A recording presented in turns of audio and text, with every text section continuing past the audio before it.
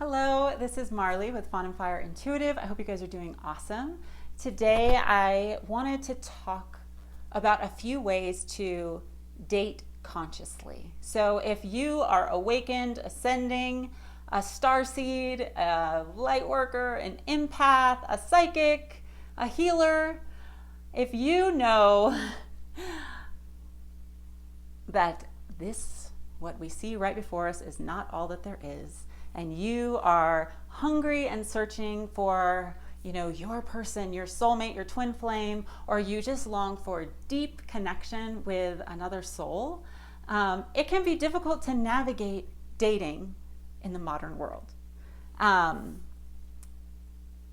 lot of people, as I've done readings and coaching sessions, hundreds of readings and coaching sessions, there is this universal thing. We want love, we want acceptance, and we want to feel great.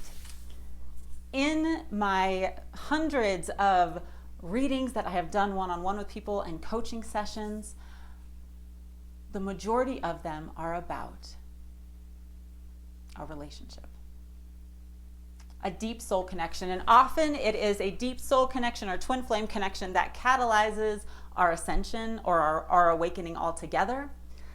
Because we see someone and we have this recognition, like, I know you, or we start seeing signs and seeing visions or having dreams or exploring the astral realm, and it is wondrous and confusing, and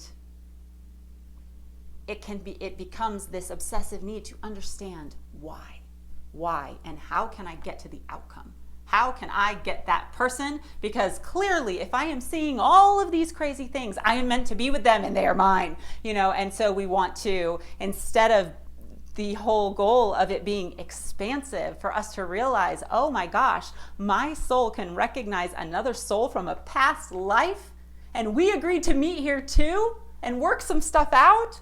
What? That's awesome. Instead of like cherishing how cool that is, we kind of are like, no, but I want to wife them, or, I have to have them. I have to be in union or I can't create something amazing. I have to be in union to heal. And we project outward. We start looking to the stars. We start living in the dream rather than actually being present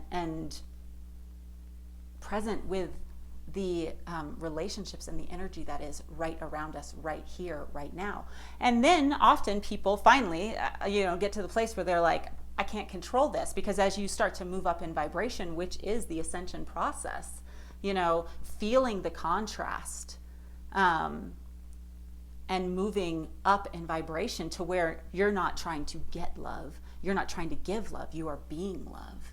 You have acceptance and reason, and you are being love, and that moves you up to peace and joy and bliss, and finally deep understanding of all that is, because what we are truly searching for, what we have this remembrance of that we are trying to unlock, is oneness. We remember that we are all one, and when we connect with a soul that we feel completely like I can be authentic, and it's so passionate and so loving, we feel the contrast of, the guilt and the shame and the fear and the, everything that was, or just the mundane. If things had been feeling mundane and you felt so boxed in, you feel the prospect of expansion. And it energizes you and it catalyzes you. And to me, it's one of the kindest ways that we can truly learn what the vibration of love is to feel that bliss and love for a moment. And then have it expose the contrast, have it expose all the beliefs and all the ways that we do not unconditionally love ourselves, that we are not blissed out just being with ourselves. The places that we lack courage, the fear and the shame and the guilt that has been programmed in and locked away in our cells and in our subconscious. But you get to a place, after you've been exploring it, where you're ready for something here, now, grounded in the present. And that can be a daunting feeling as you go in search of okay, so what do I do now? Like, I felt this deep connection, this otherworldly, transcendent connection. So I just get on Tinder and swipe right and left and like waste my precious energy on just like looking around.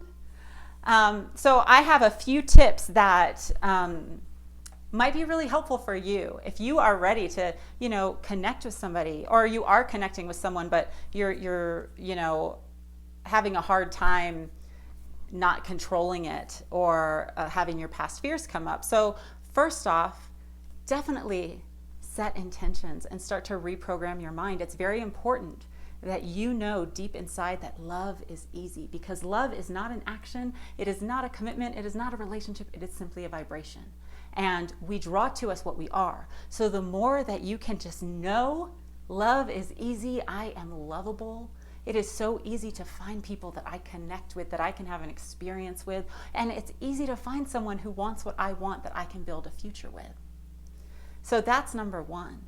Number two would be recognizing that the vibration of love and the dopamine hit you get from like a hot and cold relationship, or meeting your twin flame and then having it blow up in flames, literally. I've heard it called twin hells before, or two hells. There is something very intoxicating, because it does stimulate the chemicals in our brain, the dopamine and the serotonin, to have a in and out relationship. A longing where, they have those scientific studies where like a rat, they just keep pushing the button, waiting for the pellet to come out, like, because when it's withheld, then when you get the pellet, it feels that much better. But there is something very even about the vibration of love and acceptance. And so at times when you're trying to connect with people, you may feel like uncomfortable because you're used to being a drug addict, basically.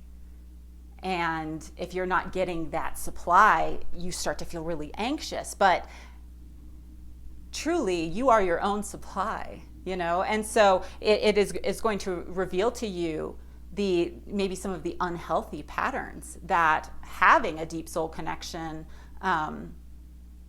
has imparted to you, or even that you may have had before that deep soul connection. There is an aspect, number three would be understanding there is a need to be willing to be in the present moment. If you are searching every face with just, are you the one? Are you the one? Or if you are meeting someone and you're so focused on the signs and the visions and what is this connection, and don't you see it? Don't you see what we are? Don't you see how, what we're supposed to do? Then you're not in this present moment. And that means you're not in flow. You're not really allowing space for it to become what it's meant to become. You're not allowing space for it to have natural moments of expansion and constriction. And it is important to recognize, like, it is okay to have a desired outcome. It is okay to know what you want, to have boundaries. But that's actually very hard to do if you're constantly like assigning definitions to it based on outside signs and symbols and synchronicities and visions, okay? Because all soul relationships, they look the same. They might feel slightly different, the signs might be different, but it's hindsight that shows you what it truly was, okay? And it's not like a week's hindsight, it's months and years where finally you're like, oh, he wasn't my twin flame, I was his mom in a past life, like it takes time. And even any visions I ever get, they take time to unfold and for me to truly understand them, because it's very easy for us to assign the definition that serves our purpose in the moment, Now, one thing I believe I'm on number 4, but one thing that's really important to understand with, coming together like a masculine and a feminine energy, or, regardless, whatever gender, there are some things that are really important for each party to understand in order to navigate the flow of the relationship consciously, okay? There is normally going to be one partner that is really hungry for expansion, really hungry for oneness, really hungry to love and love deeply. This is usually the feminine energy, and all of us have the masculine and feminine energy in us, so it can change, or that energy might show up in different areas. And that's why communication is so important, because whoever is in that energy of really wanting expansion, like one person may want expansion in regards to their career or their own healing or their family. Another might just want expansion with the relationship. That feminine energy, it's a beautiful energy because it longs to create. It is programmed to create. It understands that deep connection creates something beautiful, whether that be a baby or a family or whatever. That deep connection creates. And if that energy is not given solid, trustworthy, the word wouldn't be boundaries, but order and form, then that, if you look at a river, if a river does not have, sturdy enough banks, when it overflows, it's going to go into the neighborhoods. It's going to ruin the basement. It's going to, maybe cause some havoc, and it's going to be very uncomfortable for the feminine energy because it's not being guided. Like, regardless, every connection we make, it has a destination that it is leading us towards. And so it's important for the masculine energy to understand that he needs to be very honest and consider the feminine's desire to create, to expand. That all that emotion that the feminine has, it's going to go somewhere. And if he doesn't help guide it and direct it, it's going to overflow and maybe cause some destruction or come out in ways that aren't in either of their highest good. Often what happens is the masculine energy will be like, I want to take it slow, or I've got to focus on this, or, I don't want a relationship, or, I want to be friends, or whatever, that is very stereotypical. I'm not trying to be stereotypical. I'm trying to give you examples so that you can understand. But what that does to the feminine is the masculine's basically asking her to go blind, to go completely blind, to feel emotion, to see potential, to have vulnerably open up her heart and her body and her mind to him without being able to see the trajectory. Now, like if you're whitewater rafting, the first thing they tell you, if you fall out, put your feet downstream so that you can see the obstacles, so that you can, hit your feet against them and bounce off and stay in flow. The feminine cannot do that if the masculine is asking her to just go backward down the river and trust him. Now, there is an aspect of trust that does come in. We have to trust ourselves, of course, but the masculine cannot ask her to be vulnerable and open and blind in a river that has obstacles and things that coming up, real life situations, real life needs and wants, and because it will hurt her in the long run, okay? At the same time, if the feminine is, expecting that he is able to handle the force of her emotion and her desires and her creation, and that he should be the vessel that she pour all of that into, that is completely unfair either. He is simply in the flow of the river, and there is no, one person who can absorb all of that force.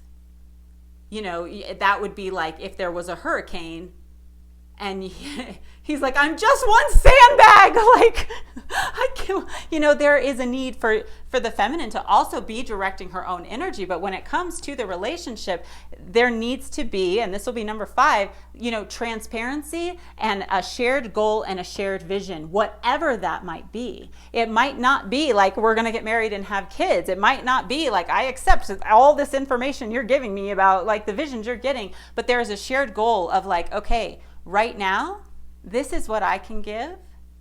And the feminine has every right to set the boundary of, okay, well, I need consistency in order to feel safe. I need to hear from you. I need to know when I'm going to see you again. I need to know if, on both sides, both deserve consistency. I need to know, like, are we monogamous? And then the feminine has the right to then decide, can I flow with this vision? Instead, often what the feminine does is she latches on and she's like, okay, like I'm gonna go with you down this no matter what obstacle, because that's what we always think. I love wins, and it does, but not codependency doesn't win, and if we are not first vibrating with love and acceptance for ourselves and truly willing to understand what we are feeling and what we need in the moment, it doesn't win, because often the feminine willingly turns her back to all obstacles, all the rocks, the branches that have fallen, the whirlpools, and she just is like, I trust you, I'm going to trust. I saw signs, she's looking up at the sky, at the signs, and not looking at reality, what she has to navigate to stay in flow for herself, okay? And so the feminine needs to be really careful to be able to say, not overthink it, not look beyond herself for something outside of her, because and both the masculine and the feminine need to do this. Like, if we have to truly get into our feelings, like, what is it that I truly want in this moment? What feels good to me? And speaking from that place, that authentic place, I feel like I need to explore this. I feel like I need to, know when I'm going to see you again, or know that you're committed to me, or whatever it might be, or that there's a possibility that we are going to navigate this together. Whatever it is for you, like, feel into it and speak from that place. Because if you see, like, I saw this huge sign, and so that means none of these obstacles are real and they don't matter, and everything he's saying or she's saying, that doesn't matter, because there was a sign or because there was a vision or because I feel the connection, that is not truly consciously dating.